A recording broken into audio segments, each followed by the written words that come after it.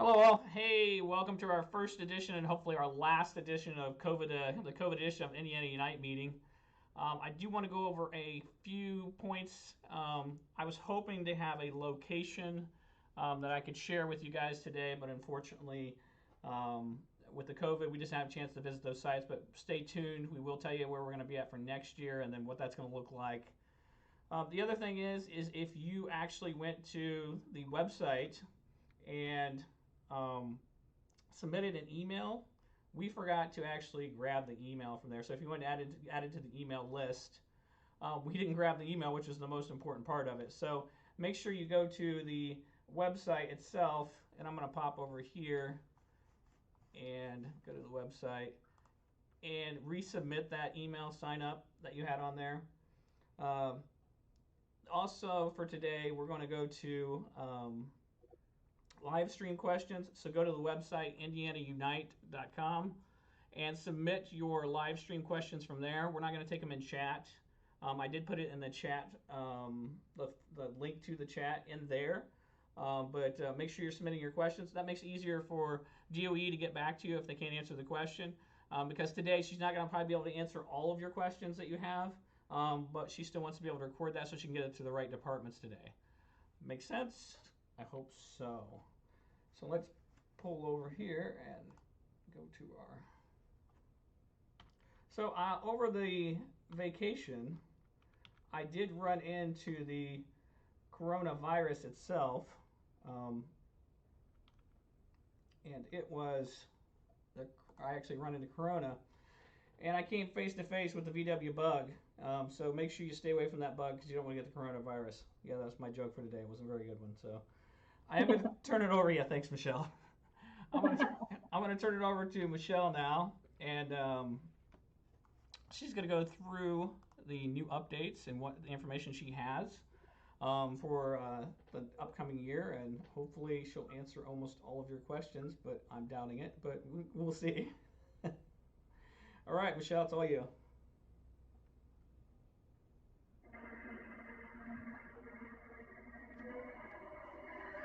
Sorry, Matt. I can't hear you over the race cars. What are you at Carb Day today, Michelle? Am I up? Is it my turn? Yeah, it's your turn. Yeah, are you at Carb Day? I sure am.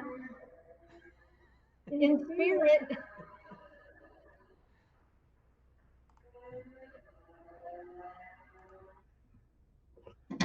Sorry, guys. I just had to do that because this is my first year of missing Carb Day in I don't know how many years. I just realized that this morning when I woke up that I was supposed to be going to the track today and not sitting here in my home and talking to everyone through this live stream. But we all have to do what we got to do, and we will get through it. I'm hoping that everyone's being safe and managing how our new world is right now. So Matt has my presentation, and I am just going to jump right in and get started so that we can get done with this and get on with other work we have to get done today. All right, Matt, do you have my presentation pulled up? Yep, you're good to go. I'll just follow along with All you. right, Yep. thank you very much. Okay, so unfortunately, Debbie is not going to be able to join us today, so I'm going to present everything for both of us. I may not be able to answer all of the questions when it comes to the link initiative, but I will do my best. I will be able to answer questions on the data exchange piece, so that'll be good. All right. Matt, if you want to start on the AD slide. So as a lot of this stuff, guys, I'm probably going to just go through quickly because we're already in the midst of reporting a lot of this data. If you have questions, go ahead and type those in like Matt said. So the AD, the additional student information, is currently open. It opened May 1st. It will close June 30th. And you just please make sure that you're getting all of your high ability students reported. Seems like every year we hear from schools that miss those high ability students. That does cost your school district funding. So you want to make sure that you are getting all of those students reported. You also need to have your homeless and your foster, your military students, family students reported as well. And we are not requiring that homeless liaison. You do not have to have that signature and upload back in to the App Center, the homeless counts. Okay. Next is the alternative education. That report did open a little bit late, but it is currently open. It opened May 15th. It will still close on June 30th. You want to make sure that you're getting all of students that have been in an alternative education for 10 consecutive days. So they can have multiple records. They could be in for 15 days, back into a normal setting, back into alternative education for another 20 days. We would want to see 2 separate records, one for the 15 days, one for the 20 days. If it's less than 10 consecutive days, those records will fail. All right, attendance. Attendance opened May 1st, and that also will close on June 30th. You need to make sure you have your calendar certified, and you want to make sure that for real-time submitters, you want to make sure that your accountability school matches on both the AT and the RT, and the grade levels match. I did see some questions coming from non-public schools, so if I have any non-public schools on here today, when you're reporting your accountability, that is your school. You do not put the accountability back to the corporation that the student actually lives in. If they're attending and you're reporting their attendance, you are the accountable school.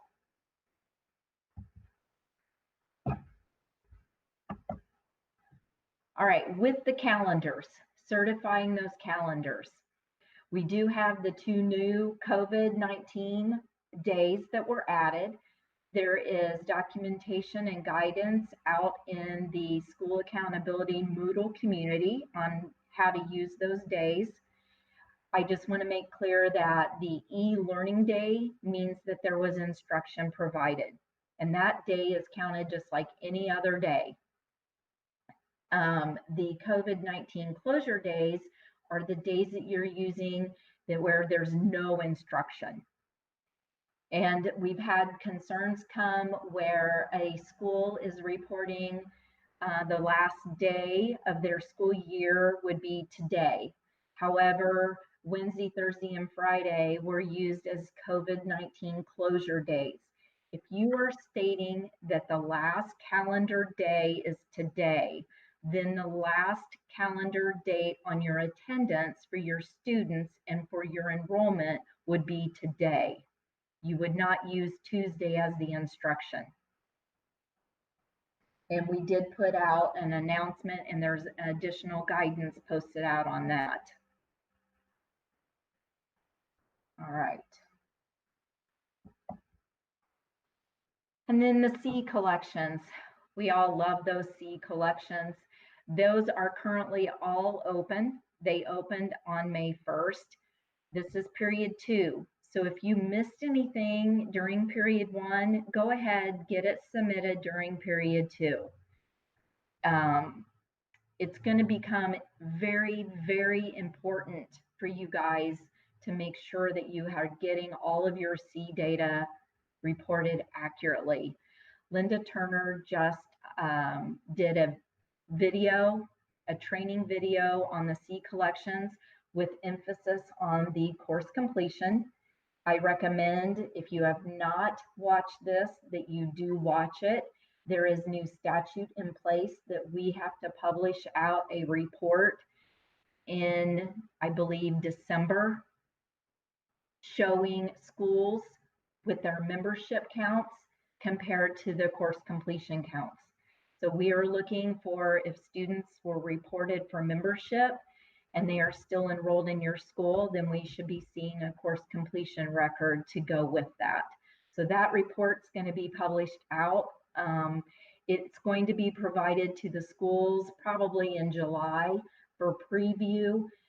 So since this is the first time, to allow any cleanup, hopefully we don't have to do a lot of that, but it will be published out to the public in December, and that is new statute. The statute is provided in that training.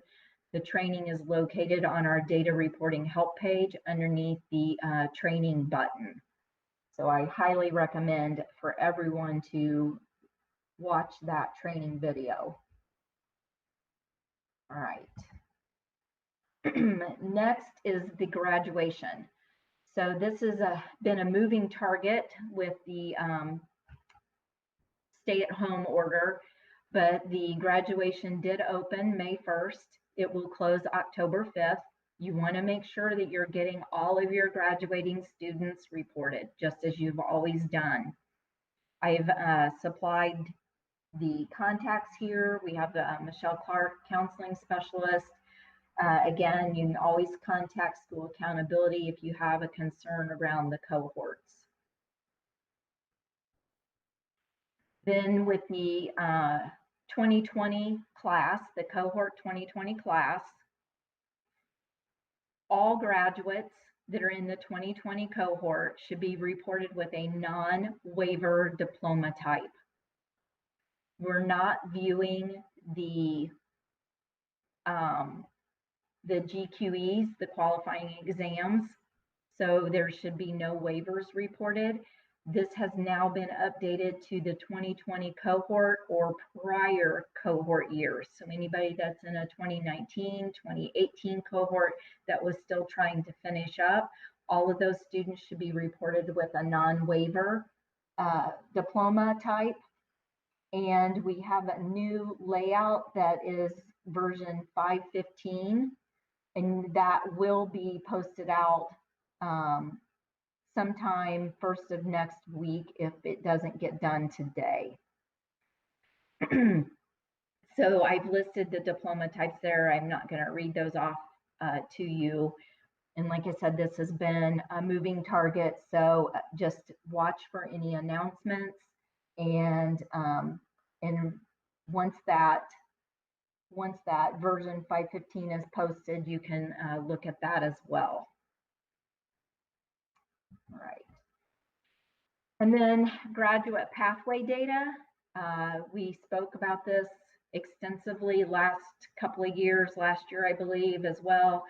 And with this, if a student does meet their qualifying exams and they also have met a pathway, the department still recommends that you provide us the GQE and not worry about reporting that graduate pathway.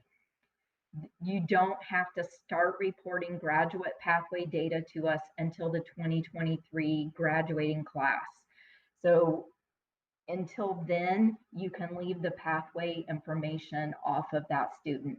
If you give it to us, that's great, but you don't have to.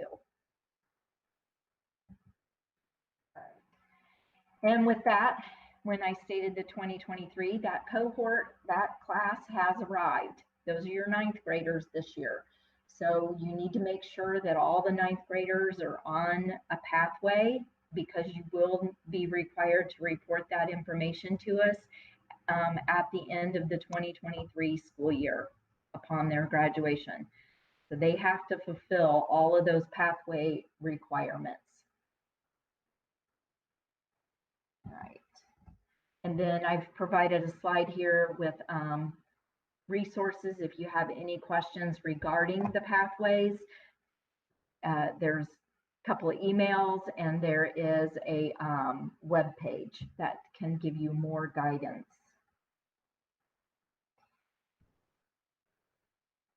All right, guys, homebound and hospitalized. Homebound opened May 1st, and it will close June 30th. You want to make sure you're reporting any students that qualified and received homebound or hospitalized services for a minimum aggregate of 20 instructional days. This does not have to be consecutive. So you could have a student that is receiving those services 5 days, and then they're back in the building. Then they get a couple more days, they're back in the building. Once it adds up to 20 days, then they qualify, and this is an additional $500 to the schools for those students. So you want to make sure you're getting those students reported. And those are for students that receive services from July 1st to June 30th. Next is title. The title report will open on July 6th and it will close on August 28th. And as I've always stated, make sure you're getting this information from those non-public schools that are located in your demographic area, as well as any neglected or delinquent institutions that you need to report the students from them as well. And getting that information is probably better sooner than later. So you want to make sure you're getting that from the non-public schools. I realize that most everyone is not in a building. However, getting it once the new school year starts seems to be a little more difficult. So try to work with those schools and get the information you need so you can report that to the DOE. All right, before I go to the new stuff, I don't have a slide on this because this just happened. The educator rating report, that is going to open next Friday, the 29th, so a week from today. We're opening up the educator rating report early, and the layout has been sent to the business owner for approval. But the guidance is that we know that we normally provide you an ER source, a starting file if you want to use it. That file will be available. However, if you have not reported your period 2 CE data, if you've added anyone, they will not be on that starter source. So it's very beneficial for you to make sure that you have your CE data updated and corrected so that those people will be on your ER source file.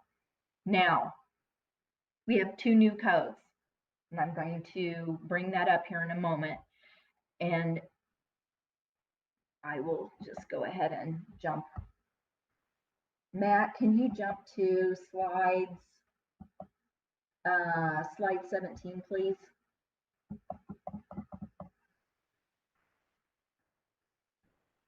And then I'll go back up to the exit codes. So with the ER, we have a new evaluation reason code. We have code 7. And this is to fulfill the evaluation rating option. Schools are being given two options. One, to evaluate all their staff and give us the ratings for the 2019-2020 school year. Or you can opt to use the evaluation rating that staff member received in the 2018-2019 school year.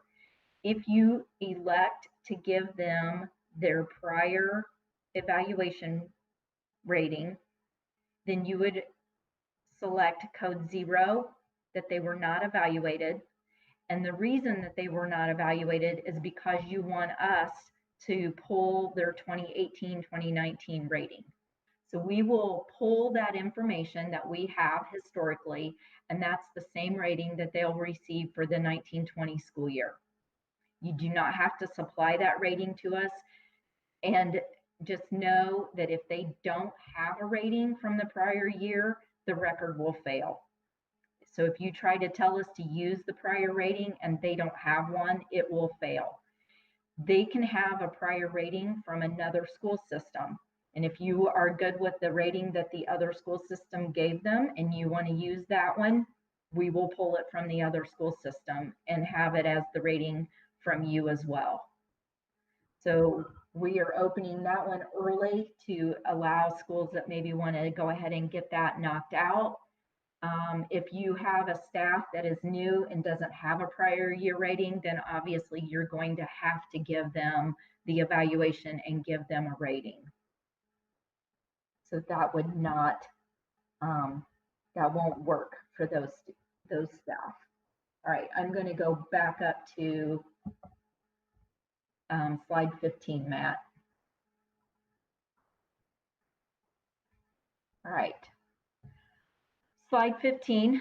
So this is new for the 2020 and 2021 school year. Exit code 33 will only be used for students that are serving an expulsion. So we are not looking for you to break an enrollment record if a student is out of school suspended. In fact, we don't want to see that. We are doing this in preparation for data exchange.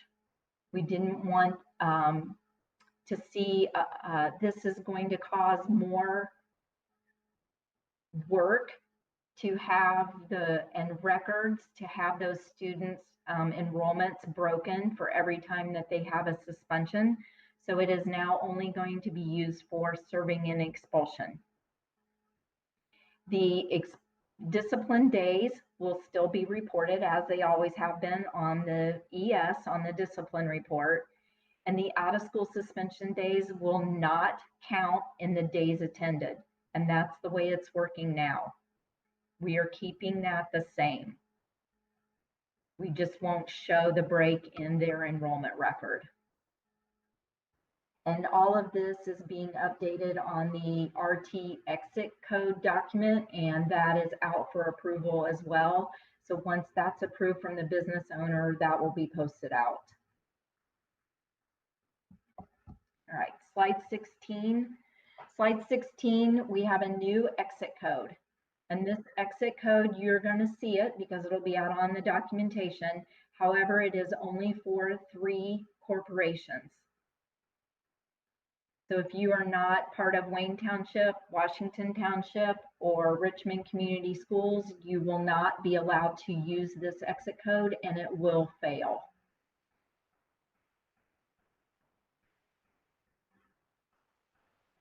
And that is all I have as far as new stuff.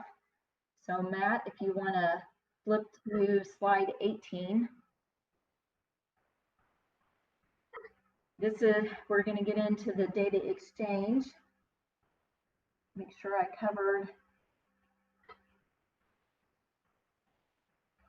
Actually, before I get started on that, course codes. There are new course codes, and these have just been posted out. It was in Dr. McCormick's newsletter today, so I wanted to make sure that if you haven't seen this, you are aware. There are new elementary and middle school course codes. So all of the SIS vendors have been made aware. The course codes have been extended to 7 characters.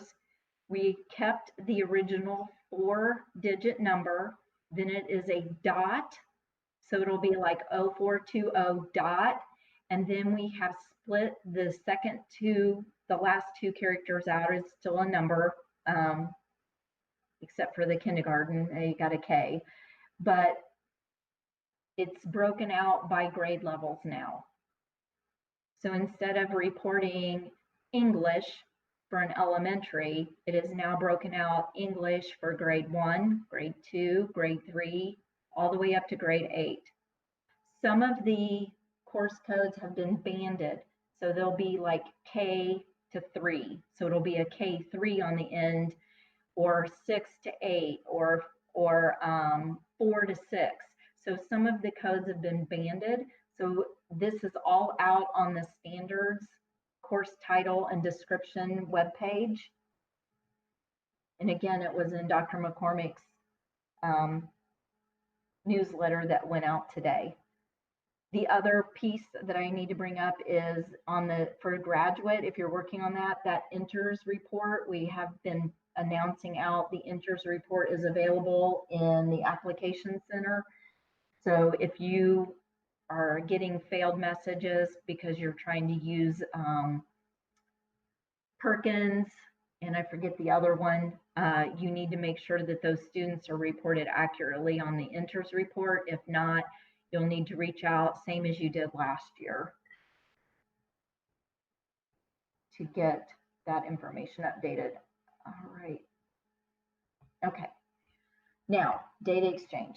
So we've been showing this slide. Debbie's been showing this slide for a couple of years now. What is new is the blue line right at the bottom that says data exchange will be implemented for the 2020 and 2021 school year. So this upcoming school year, we are ready to start taking some data from you guys. All right. So slide 19. If you have any data exchange concerns, we have a data exchange email that is going directly to me. It's just, I've got 2 email accounts now, so I can keep the data exchange stuff separated. And I highly recommend that if you have not looked at our data exchange webpage, we have made all kinds of updates to the data exchange webpage. There's lots of information out there. There's a lot more documents. We've added an entire new section just for schools. I call them, there's like little gears.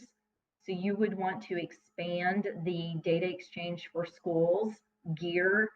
And this is documentation that's relevant for the data providers and the school administrators.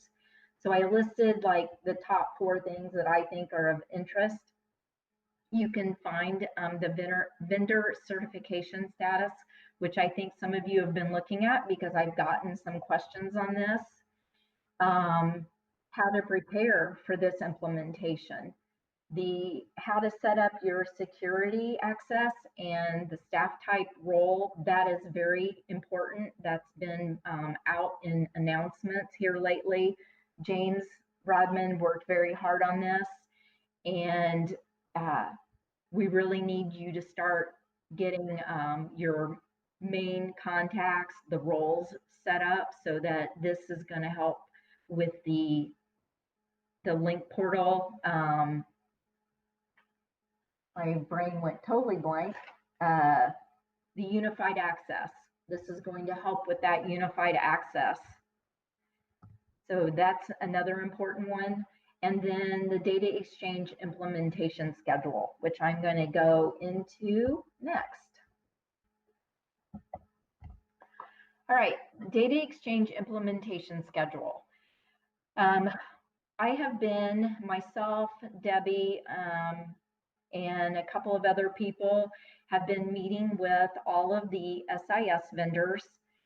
Any SIS vendor that was reported out on the tech plan that you guys that was just filled out, we're reaching out to those SIS vendors, anybody that we have not talked to share this implementation schedule with them and find out their intent of becoming Indiana EdFi certified. So with the 2021 school year that is getting ready to start in the fall, there is going to be 3 pieces of data that we are expecting that is going to be required from all of the public and charter schools. And that is going to be your attendance, your calendar information, and your non-certified employees. So with this, I'll start with the calendar. You all know you have to have your calendar information in before you can start submitting enrollment records. You will continue to input your calendar information in DOE Online as you've always done. That is not going to change.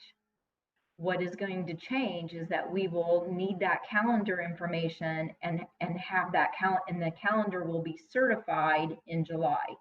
So you will give us your calendar information. before you can submit your attendance information at the end of the school year. All of this will be due to us by June 30th of 2021. So you have a long time to get all this information to us.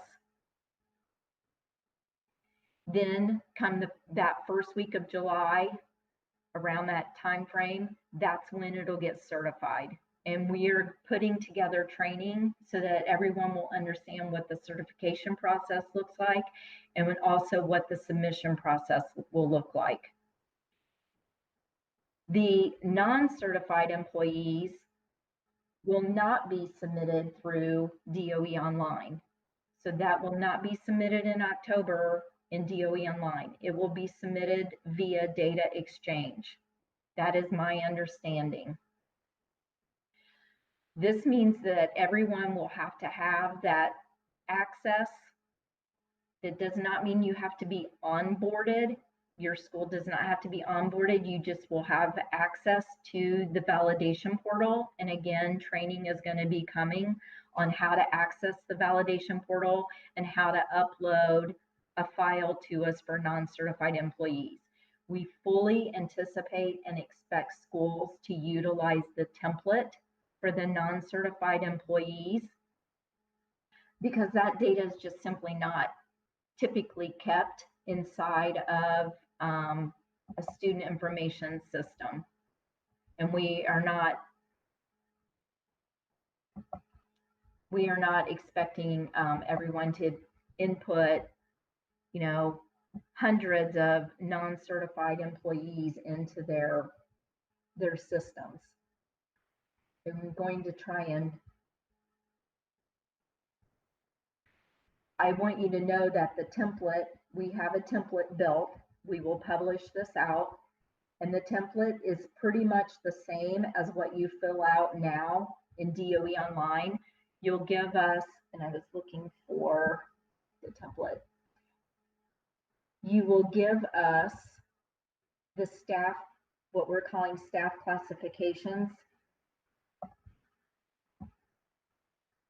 And you'll give us counts. It is not by individual staff, it is still just counts. And you'll give us the FTE count. So it's pretty much, like I said, it's pretty much the same as you've been doing now. It's just going to be through a template and uploaded instead of you logging into DOE Online and entering it into a template on DOE Online. So yeah, so we have personnel descriptors. So you would tell us if it's cafeteria and food service, then you would tell us that it's all those staff. You'd give us the total counts and then the FTE. So it's 1, 2, 3. There's 5 fields. All right. And so that is the 3 pieces of data that's going to be required. Onboarding. So we, at the DOE, we're making a commitment to try and have all of the SIS vendors onboarded by January so that the schools can be onboarded.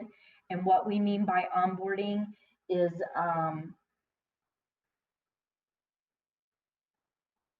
if you are connected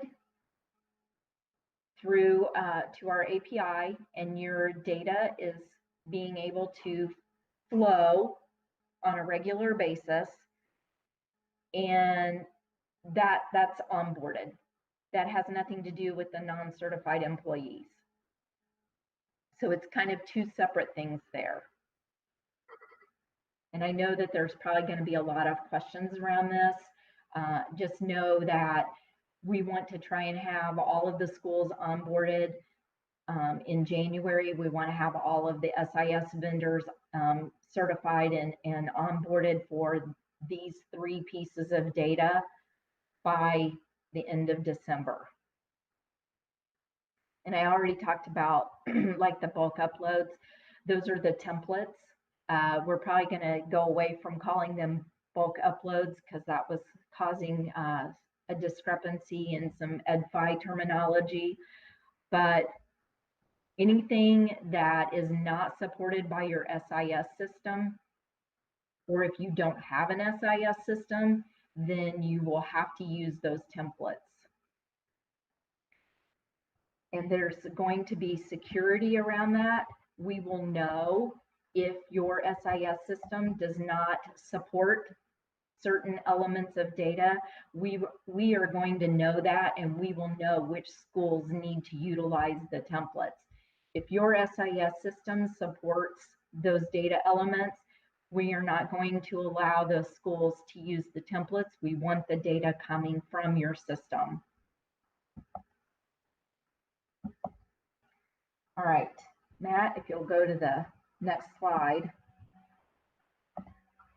So then in the 21-22 school year, so the 2021-2022 school year, all data elements are to be coming through Data Exchange. All certification of data will happen through Data Exchange. There are going to be 6 certifications throughout the year. The first one will be membership, which will happen in September. The next one will be October for your October reports. Then December for special ed. February again for membership.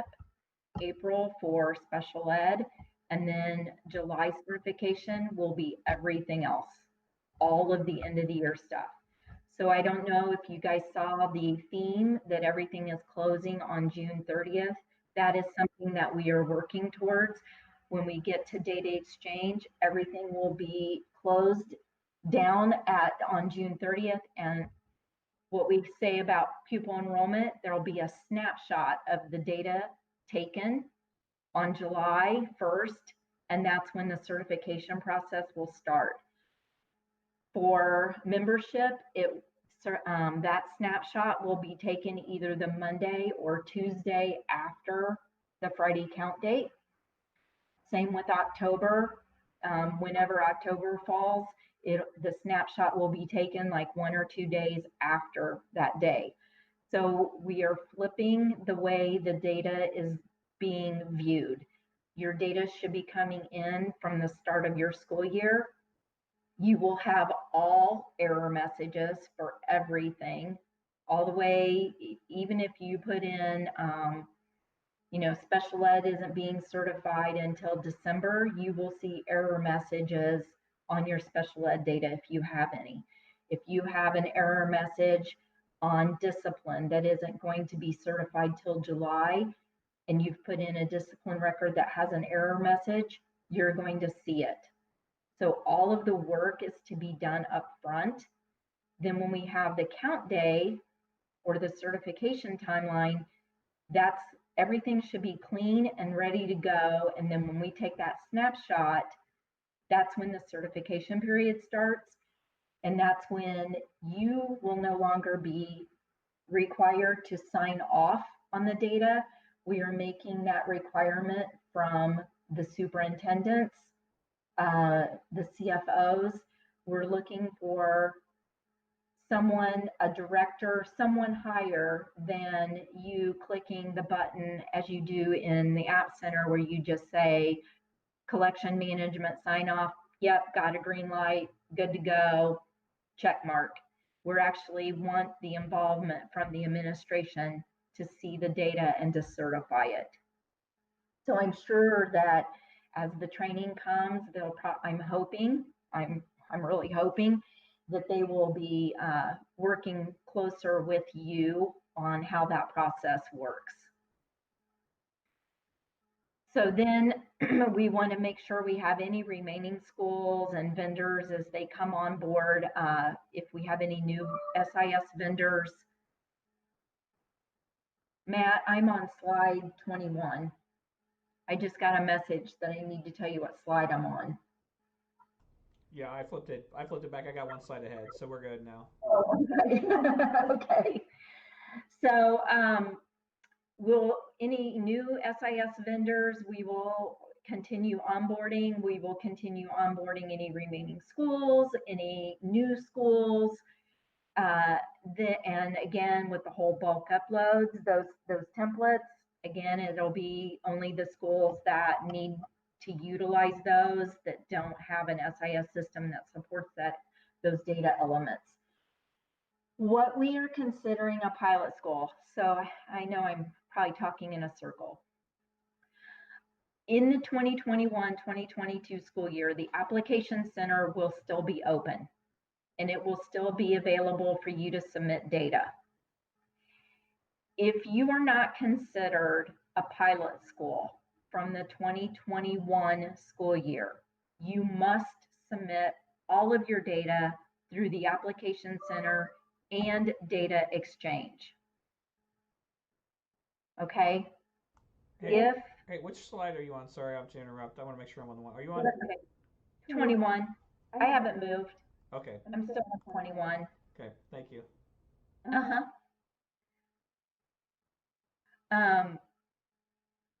And what is if you have been considered a pilot school, then you can elect to report only your data through data exchange, or you can go ahead and submit through both places. You can go ahead and submit through the App Center and data exchange. No matter which way you fall, whether you're considered a pilot school or not, the source of truth will come from data exchange. So those schools that aren't considered a pilot school must submit through both so that you can do your comparisons. If you have been considered a pilot school and you feel really good about that you were able to compare your data from the prior year, then you don't have to. If you want to, you can. Pilot school. So what we are considering a pilot school is any schools that get onboarded and are able to submit their February membership data. So you have to have been able to be onboarded, submit your February data through data exchange to be considered a pilot school.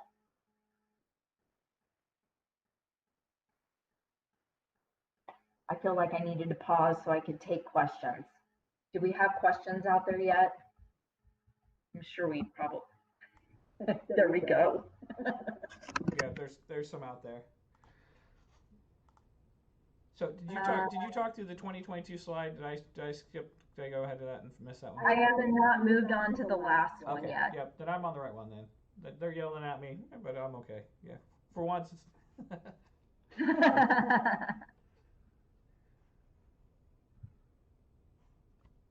So there's a question.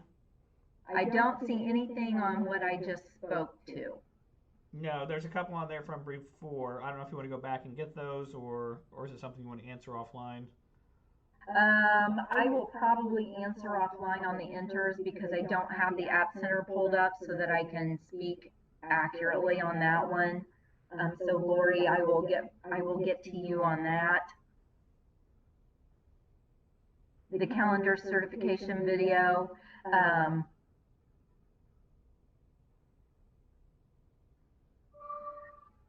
So it's what are the collection dates for the ER educator rating report? Yeah, there is not, to my knowledge, there is no calendar certification video.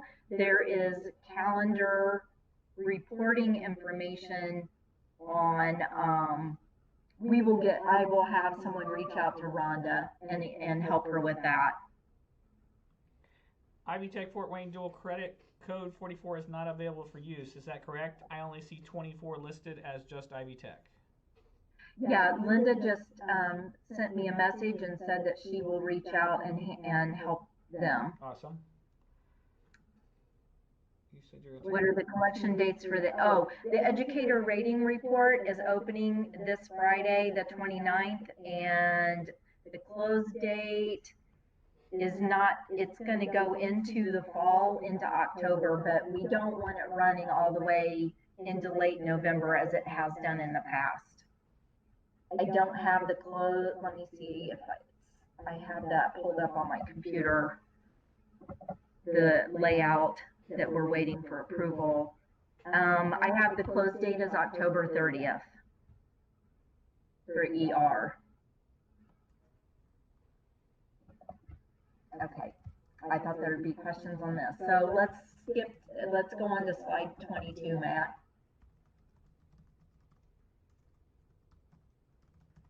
So slide 22 is for the 2022-2023 school year.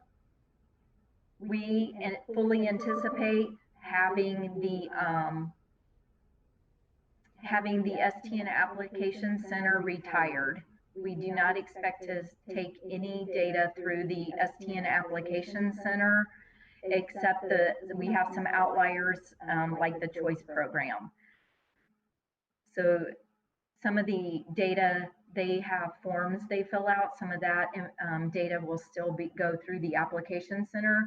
But as far as uploading your attendance, your discipline, your course completion, all of that, that will all be handled through Data Exchange, and the App Center will be retired.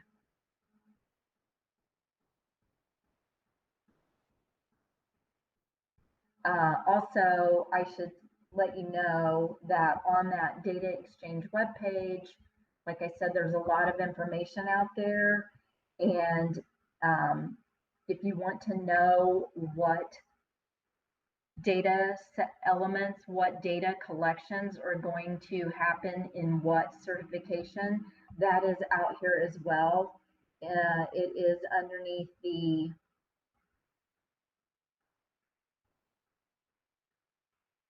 I'm pretty sure I have it in the data implementation schedule. I do. It's in the data implementation schedule because that memo is a little more detailed. All right. So Matt, slide 23, that's just, that's our data reporting support team information.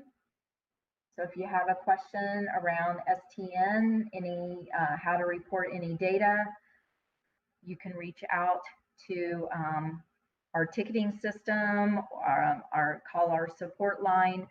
Everyone's working from home, but they're all still keeping their same schedules. So we're still available for support in that manner. And like I said, if you have questions around data exchange specific, if you have a specific data exchange question, please send it to that data exchange email account. All right. Slide 24, Matt. Now we're getting into Debbie's information that she wanted to share. She just wanted to give you guys some updates. I mentioned the unified access. Again, I highly, highly recommend that you go out and you visit the link page around unified access and look at that staff roles, because that staff roles and that guidance is going to help drive this unified access.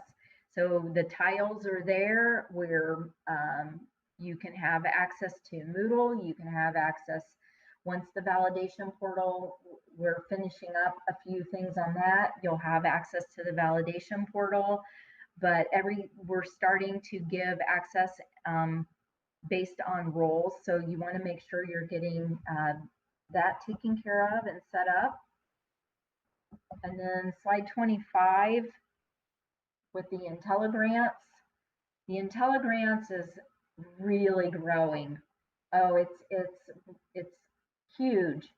And I have not really been involved in the IntelliGrant process, but I can tell you that today in Dr. McCormick's newsletter, slide video 15, I believe, was released of a training series for how to use IntelliGrants and the title grants. So I really highly recommend you going out and making sure that anyone that's needs to be filling out grant information is following along with this. Matt, if you'll go to slide 26, you'll see that the rollout. So 2019 summer and fall, they did the NESP and the refugee. And right now for the spring and summer, they're rolling out Title I, Title II, Title III, IV, and RLIS. David C. Ford. I'm not going to sit and read all of these to you, but the next ones that are coming are special ed, state tuition, that's membership, and any additional state grants. So you definitely want to make sure that staff in your building are following this. Slide 27, I just talked about how the title, Nathan Williamson, they've put together, I don't even know, like I said, number 15 of their video series was just released. So you want to make sure that it's very in-depth. Their website is awesome to walk you through everything. They've got a pre-application, a consolidated application. So you can see the pre-application is due July 1st. The consolidated is due August 31st. They've got stuff out there for the CARES Act. That's all around the COVID. You just want to make sure that, again, your any of your title people, that they're staying on top of this. And then slide 28. So the Unified Access and IntelliGrants, the must-knows. Like I said, that Unified Access, we're already up and running. So if you don't have the IntelliGrant button, then you have work that needs to be done. So the link portal is how you can get there. And if you don't have it, then you need to make sure that your school has onboarded. And I do recall James saying that I thought he had everyone. He might have been missing a couple of schools that hadn't onboarded for Unified Access. But there is documentation on how to get all of that set up. When I was talking about the staff roles, there's the link that takes you out to that web page, and it's all the way at the very bottom of the page where that document is that gives you the directions on how to set that up. If you've got the tile, then your action items is to get the IntelliGrants taken care of. So you want to review the information. Anything related to those title grant changes is on that IntelliGrant webpage. And that brings me to my question slide, which again, I did share the data exchange slide, email account again on this one. And let's go see, are there more new questions? Gail has one. Pilot school determined by submitting February ME during 1920 or 2021. So it'll be February of 21. So as long as, because we don't anticipate having all of the vendors onboarded and done until, well, our goal is by end of December. And then we've got, 700 school corporations to onboard.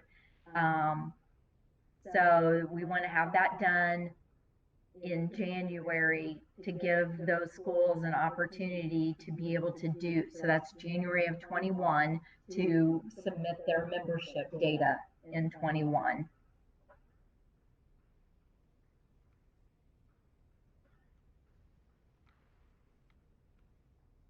Okay, I don't see anything else new, and so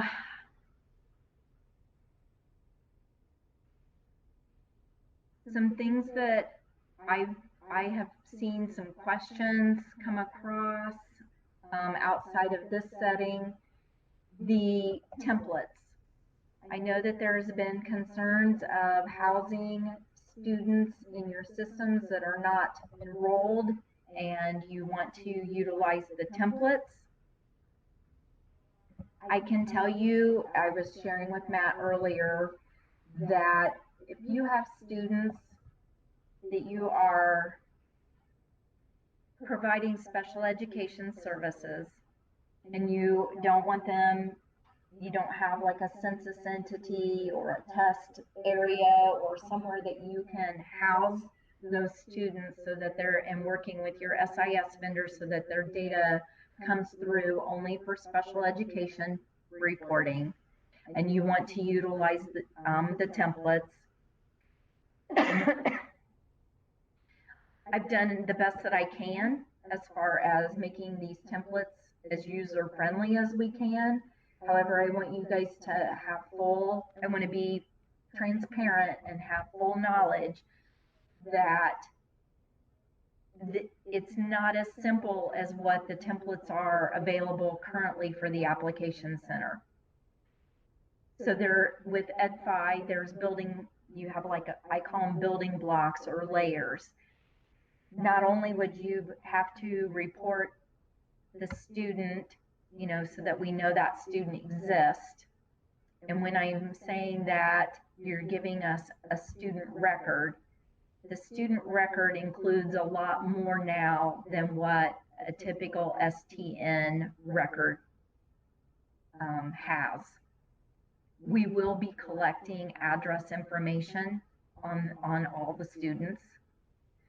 So that will be new. On the student record will also be a U.S. initial entry into a U.S. school. So U.S. initial school entry date. On the school record is also where we call them characteristics. Or no, that's a different one. I'm sorry. That'll be on the enrollment. What else is new on here? I guess, no, it is on this. So on a student, we have what we call characteristics.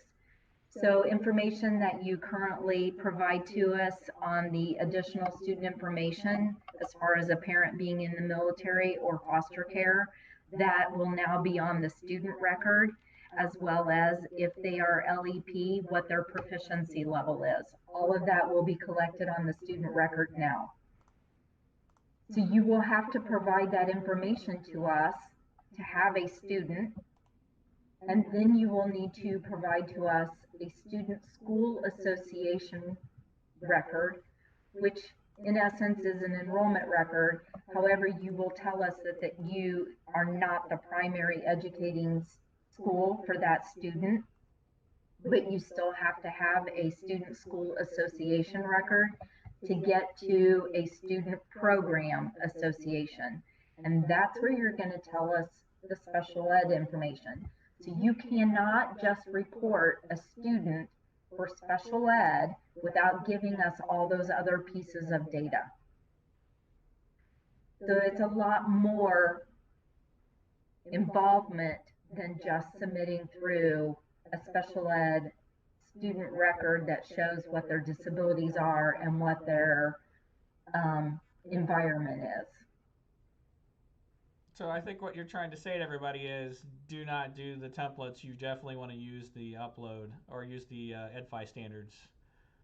I know with our SIS vendor, if you work with them and you tell them, and I don't know everybody's SIS vendors out there, but our SIS vendor will work with us. If I go out there and I say, hey, look, we have to report these kids, but they're not really in the enrollment, they'll usually take those off, because I know our SIS vendor will charge you for them. Other SIS vendors may not. I can only speak for ours, but so I would suggest putting them in the system and making sure you're using those EdFi standards once they're there, because from everything we've talked about with Michelle, it's going to take you forever, and it's pretty complicated to use those templates if you're going to use them.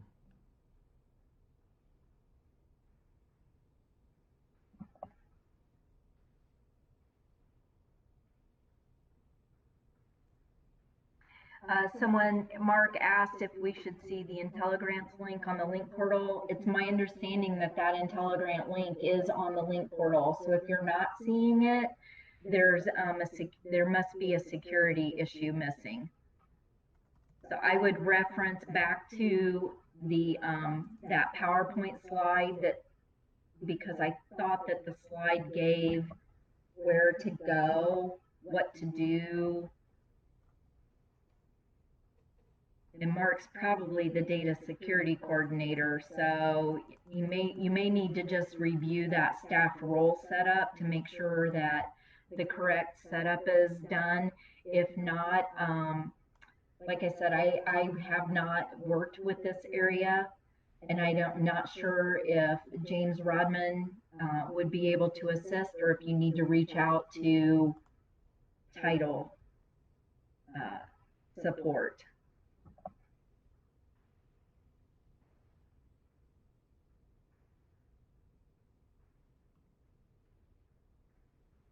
I don't see any other new questions.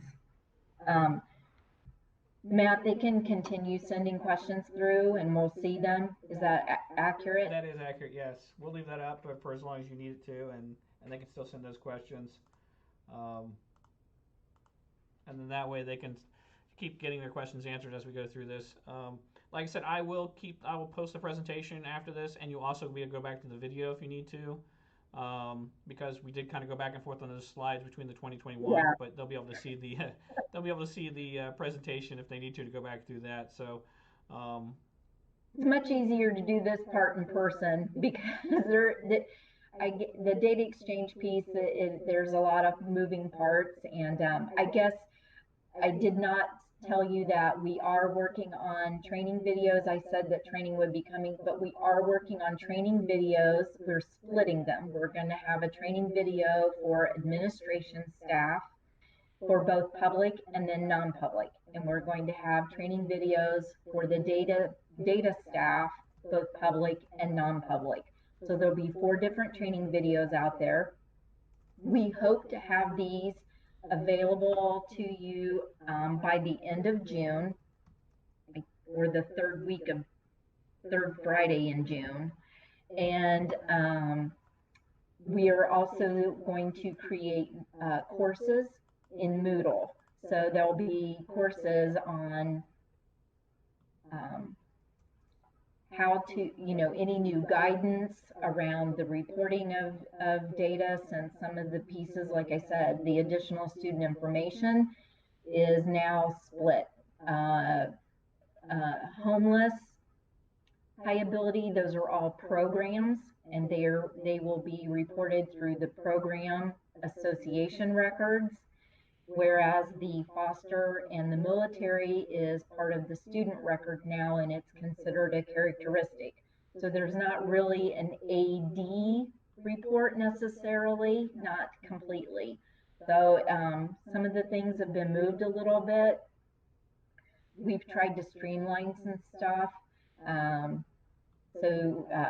Yeah, there's a lot that'll be coming, and I just encourage everybody to make sure that you watch for announcements, because we'll post out when we are going to have those videos posted out, when we'll have the Moodle courses available and posted out. We're working. I'm putting in a lot of hours. I'll just leave it at that. So one other thing I'll say is the DOE is going to be at IPASUG too as well. We're going to post those two as well for the Indiana Power Users Group for there too as well. So, and they're coming up here in, I believe, June. I can look up when that is, but just go to IPASUG. Yeah, June 18th, 17th, and 18th. Go to ipasug.com, ipsug.com, and we are going to post those out. Some of the classes cost, so we'll post some of them internally, but the state one, because we don't charge for it, we'll post that one too out for the general public too as well. So, so if we didn't get everything answered here, which I don't expect Michelle to have all the answers for everything, but you'll probably get some more answers there too as well, and we'll just keep constantly updating you as we move along. You have anything else, Michelle? I do not. I don't either. So everybody just stay safe. Do your social distance. And Michelle and I are both in the same boat. We're both in counties where we're 2 weeks behind everybody else, so we're kind of just hiding out in our little homes most of the time. So we feel everybody's pain, and just stay safe. Thanks, guys. See you guys.